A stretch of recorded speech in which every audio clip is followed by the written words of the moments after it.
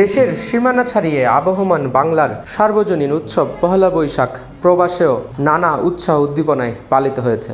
নতুন বছর 1432কে বরণ উপলক্ষে ফ্রান্সের রাজধানী প্যারিসে প্রবাসী বাংলাদেশিদের বিভিন্ন সামাজিক ও সাংস্কৃতিক সংগঠনের উদ্যোগে নানা আয়োজনের মধ্য দিয়ে উদযাপিত হয়েছে নববর্ষ। দিনব্যাপী এই উৎসবে বৈশাখী আমেজে মেতে ওঠেন প্রবাসী বাঙালিরা। প্যারিসের বিভিন্ন এলাকায় নববর্ষ পালন করা হলেও ম্যারি দি ক্লিসি ও জনভিলি এলাকায় বৈশাখী উৎসব অনুষ্ঠানকে ঘিরে ছিল ব্যাপক উৎসাহ উদ্দীপনা।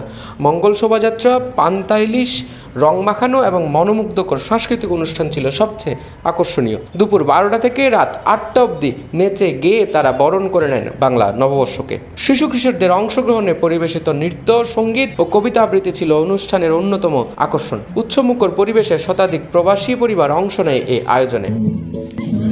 নববর্ষ উদযাপনের আয়োজকরা বলেন, বিদেশের মাটিতে নতুন প্রজন্মের মাঝে বাংলা শিল্প ও সংস্কৃতির চর্চা টিকিয়ে রাখাই তাদের এই উৎসবের প্রধান উদ্দেশ্য। বৈশাখী মেলার মাধ্যমে প্রবাসে বেড়ে ওঠা নতুন প্রজন্মকে শিকড়ের সঙ্গে পরিচয় করিয়ে দিতে চান তারা। ভবিষ্যতে আরও বড় পরিসরে এমন আয়োজন করা এবং প্রবাসে বেড়ে ওঠা নতুন প্রজন্মের মাঝে বাঙালি শিল্প ও সংস্কৃতি গভীরভাবে ছড়িয়ে পড়ার আশা ব্যক্ত করেন আয়োজকরা। প্যারিস প্রতিনিধি মনতোষ বড়ুয়ার পাঠানো তথ্যচিত্রে ডেস্ক রিপোর্ট, নিউজ নাও 24।